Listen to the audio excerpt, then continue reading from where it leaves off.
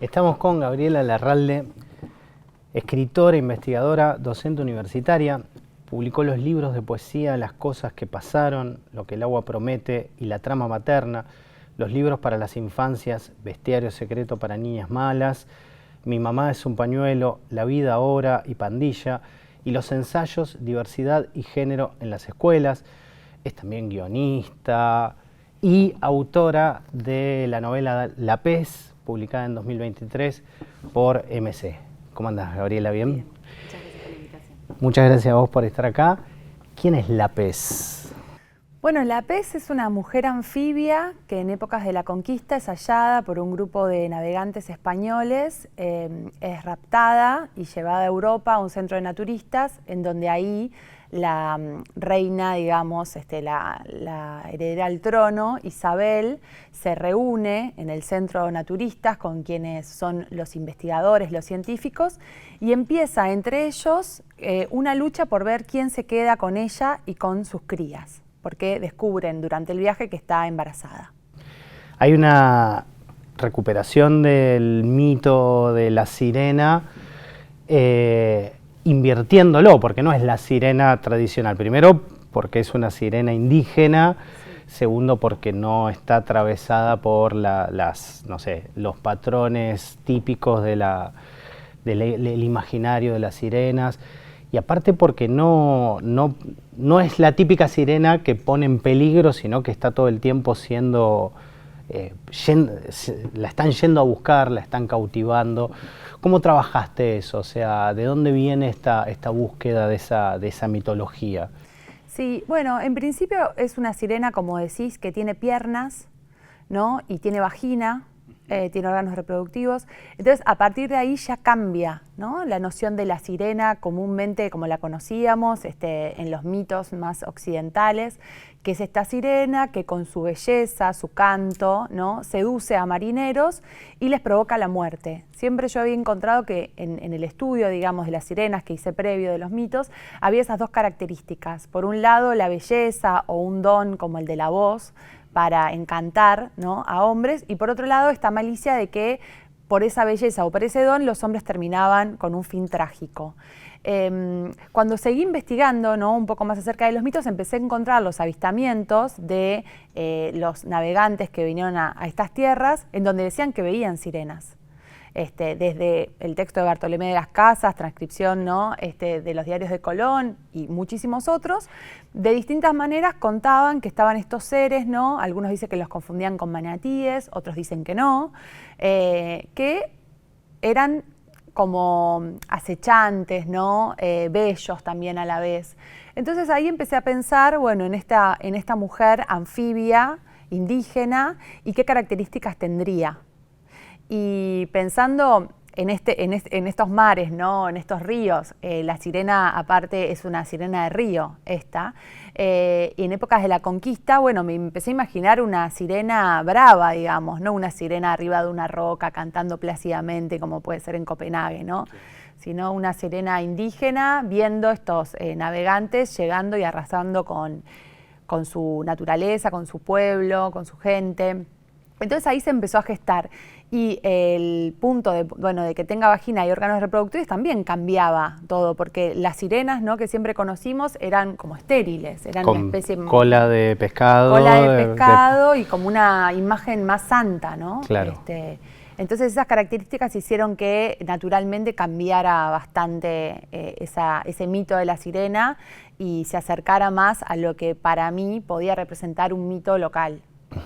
¿Con qué libros trabajaste? ¿Recordás qué lecturas hiciste para, calculo, también la reconstrucción de la época? Sí. Es una novela anfibia que en sí misma, que trabaja con muchos géneros, diarios de viaje, diarios de biólogos, de cartógrafos, o sea, ¿cómo hiciste para con qué cosas, con qué materiales construiste toda esta diversidad? Bueno, primero con diarios de navegantes, de naturistas, como decís, también con los bestiarios de Cambridge, de Oxford, después también con novelas, no sé, El Entenado, Río de Congojas, Sama, ¿no? También con El Encejuás, por ejemplo, de Sara Gallardo, que va por otro lado, pero porque en un momento yo me di cuenta que Al principio de la novela empecé como a reproducir una voz castilla, ¿no? Más de la época, mezclada un poco con media portuguesa también. Claro. Y después sentía que ese registro no era verosímil, a mí no me cerraba. Entonces tomé la decisión de inventar una lengua otra, de pelearme un poco con esa lengua de Castilla y crear una lengua propia que pudiera ser verosímil para quien entrara en el libro, pero que no fuera particularmente ni de un español, ni de un indígena. Es como una mezcla, ¿no? Por momentos aparece una cosa más gauchesca. Claro. Fue un registro que encontré y que a mí me resultaba verosímil, cálido, amable, no distante. Me pasaba que cuando quería reproducir las voces de los navegantes, aparecía una cosa muy acartonada, muy distante. Me da la sensación, o sea, porque el encuentro de ese nuevo mundo implicó para los mal llamados conquistadores, invasores, el concepto que querremos usar, una crisis del nombrar, o sea, una crisis de la lengua. Cómo nombrar con palabras de este mundo ese otro mundo que se van encontrando, y es muy interesante cómo la novela todo el tiempo va poniendo en crisis, pensado obviamente siempre en Eise Juaz, que fractura la gramática, la mezcla entre la oralidad, la poesía, la escritura y demás.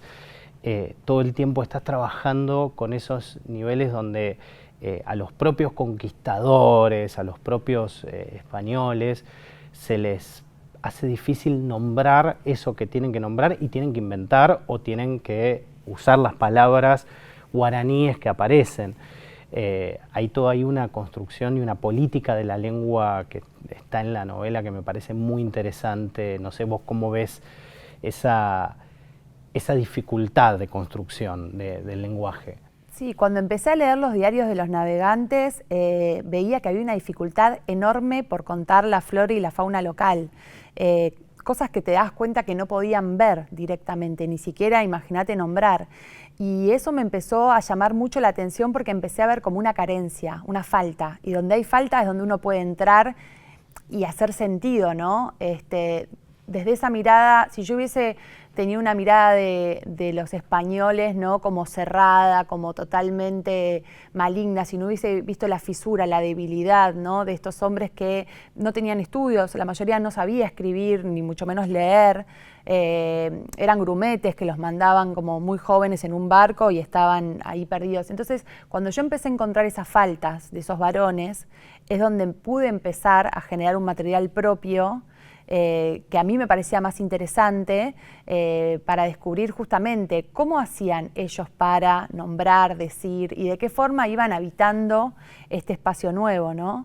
No sé, hay momentos que son muy interesantes en los diarios de los navegantes cuando empiezan a hacer listados de cosas que ven, palabras, ¿no? Animales, desde un lugar de muchísima ignorancia. Entonces, desde ese lugar es donde para mí se empodera, digamos, la escritura, digamos, en la falta del otro. Hay una cosa cuando Isabel quiere clasificar, ella lleva un diario de clasificación, entonces están las, no me acuerdo, las sirenas aviformes, peciformes y las deformes, lo cual me hacía acordar a Borges, el idioma analítico, en el cual la clasificación es inclasificable y terminan las palabras poniendo en crisis esa posibilidad de clasificar esa naturaleza que todo el tiempo está desbordando, o a la vez, ¿cómo ven? O sea, me parece muy interesante el trabajo con las orillas, los bordes o los labios del río, como lo llaman los guaraníes, y todo el tiempo hay como una deriva metafórica y no tan metafórica, porque para los indígenas no es una metáfora, es su representación de esa naturaleza, es un choque de mundos lingüísticos que me parece que se da en el propio título, la pez. ¿Por qué la pez? ¿Por qué ese artículo femenino ante el sustantivo supuestamente masculino, digamos? Sí, creo que el título La pez surge de la problemática con la lengua, de cómo la novela se va preguntando cómo se debe contar, ¿no?, la conquista, la invasión de esta tierra, cómo se contó hasta acá, cómo se puede empezar a contar desde un lugar, por ejemplo mío, de autora, mujer, feminista del sur, qué palabras necesito, qué construcciones, porque termina siendo la lengua de los conquistadores, la lengua con la que yo escribo. Entonces la única manera de poder romper era pelearme un poco con eso. Yo me acuerdo que en un momento, claro, venían correcciones del editorial. Me imagino. Y para contrastar era la RAE. Claro. Y esto es algo de lo que estamos muy habituados. Digo, también una vez me hicieron una nota en un medio público y había una forma como de traducción automática que podías aplicar en la computadora y la forma en la que lo leían era la voz de una española, ¿no? Claro. Y bueno, todo el tiempo seguimos colonizados y tropezamos todo el tiempo, ¿no?, con estas cuestiones de cómo se dice, qué no se dice, cómo la lengua va cambiando, ¿no?, con todas las luchas. Digo, es la arena de las luchas, ¿no? Entonces, problematizarlo en el título y darle desarrollo durante la escritura, para mí era la forma de poder tomar una distancia del castellano, pero también trabajando y luchándolo desde adentro. Contaminándolo, digamos. Contaminándolo, faltándole el respeto. Esa fue la sensación que más tuve. La de poder divertirme en inventar una palabra, en conjugar mal un verbo. Sí, sacándome un poco la academia, ¿no?, y esa forma en la que nos dijeron también que teníamos que escribir. Yo me acuerdo de que toda la vida, en el colegio, muchas veces las correcciones que me hacían tenían que ver con el orden lógico de una oración, porque yo alteraba el orden lógico de las oraciones. A veces hablando también me pasa, y yo fui corrigiendo eso. Y las primeras cosas que escribí, no sé, un primer libro de cuentos que tengo publicado, siguen la lógica de una oración, ¿no? Y yo tuve que desaprender también eso y ir hacia como un origen más mío, que la forma en la que pienso es más desordenada. Entonces la forma en la que escribo también lo es, o puede serlo, digamos, que vuelva a ser un lugar mío de mucha libertad y no tanto el que se entienda la oración, sino que quede algo de la obra, un sentido más general. Y no importa después si esa palabra se entendió o no se entendió, es la correcta, sino que me parece que el sentido tiene que ser algo que entre cuando no te das cuenta. Sí, y pienso de hecho, o sea, por ejemplo, sucede mucho en Corrientes, o sea, con el guaraní. En el guaraní no tiene una categoría de género, entonces muchas veces se usa el género femenino para mencionar cosas masculinas en ese uso distinto, que no sé si sería, o sea, para la Real Academia es un desorden, pero para cualquiera es un otro orden. De hecho, la novela está, me parece genial cómo va trabajando, los personajes no son cosas fijas, sino que van mutando, van transformándose y hay zonas continuamente de cruces. Está la pez, pero también está el niña, que es un indígena que se podrían llevar o se quieren llevar, terminan optando por Aramí, que es otro indígena. Que es un nombre de mujer. Que termina siendo un hombre-mujer, con lo cual se termina, o sea, por más que la palabra no lo condicione, hay algo que termina saliendo más allá de lo lingüístico, o sea, hay como una tensión entre, vuelvo a algo de antes, entre ese nombrar y el ver. La novela empieza con una frase que es los ojos que ven son los ojos que cuentan, pero a la vez es eso, cómo ponerle nombre a eso y cómo eso que están viendo todo el tiempo desborda al lenguaje. Entonces, ¿cuál es el orden y cuál es el desorden, digamos? Lo cual me parece muy, muy interesante. Hablaste del feminismo. Uno podría pensar que es una novela que está poniendo en juego un montón de cuestiones de género, pero también lo indígena aparece también como una intersección de una complejización de eso. No es la misma la situación de la pez que de la reina Isabel, no es la misma la situación de la pez sirena indígena, que la de Aramí, el indígena varón. No es la misma la situación de cada uno de los personajes entre sí. ¿Cómo fue ese trabajo? El trabajo más grande que hice fue el de sacar las estructuras o las categorías de pensamiento con las cuales nos relacionamos hoy.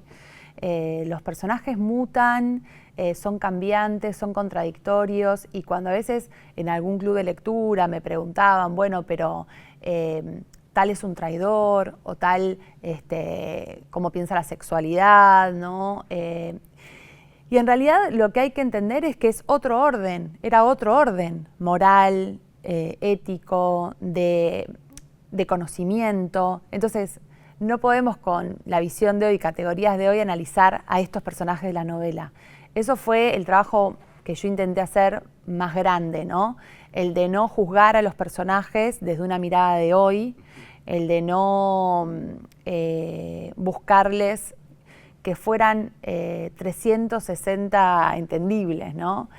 Sino que cada uno estuviera más atado a la vivencia, al cuerpo, a los hechos que ocurren y a cómo reaccionan a partir de esos hechos que ocurren.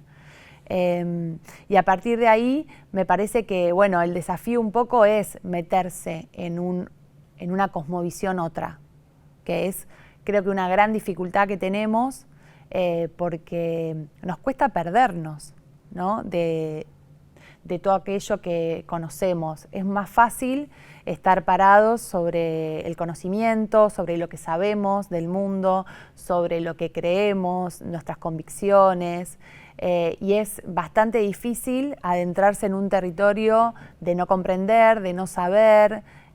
Rápidamente, si leemos un personaje, queremos saber si estamos de su lado, si no, si queremos que triunfe, si queremos que le vaya mal, y poder sumergirnos más en una aventura sin tomar tanto partido, como de una forma más explorativa, como digamos, la misma, como lo que ocurre en la misma novela, me resultaba más interesante. Sí, de hecho, el almirante Osorio, que es el personaje de la primera mitad de la novela, en un momento discute con el científico, esta figura del científico que es Tatet. Tatet, sí. Y le dicen, no la llames bestia porque te la van a matar. O sea, y Tatet le dice, las palabras no cuidan, lo que cuidan son los cuerpos. Y este Osorio, que pareciera ser en ese momento el que la está cuidando, unos momentos después la llama bestia, cuando se complica la situación. Entonces, no hay ningún lugar definido en los personajes que están todo el tiempo fluctuando. Sí, incluso también la pez, porque el personaje que más la cuida, ¿no?, entre comillas, pero que es Espinosa, sí, es el que ella se devora. Se lo termina comiendo, claro. Porque también él confía, ¿no? Hay algo con la confianza. Ella se acerca al bote, ¿no?, con confianza, con inocencia, y la capturan. Y Espinosa después se acerca a ella también, ¿no?, con cierta confianza. Y bueno, y ella se lo come. Sí, y al otro que se come, que es Molière de Flers, que tampoco es su enemigo, digamos, pudiendo atacar a los que realmente la están poniendo en riesgo, sí, no actúa como esperaríamos. Total, sí, Molière es otro de los hombres, digamos, que muestra una masculinidad más contemplativa, ¿no? Fluctuante, sí, es más amoroso. Claro. Es menos combativo. Vos trabajás aparte y has escrito textos sobre diversidad y demás, y me parece como una pregunta para hacerte, esa pregunta o esa frase que dice Tatet a Osorio, las palabras no cuidan. ¿Las palabras cuidan para vos? Es una buena pregunta. Sí, las palabras cuidan.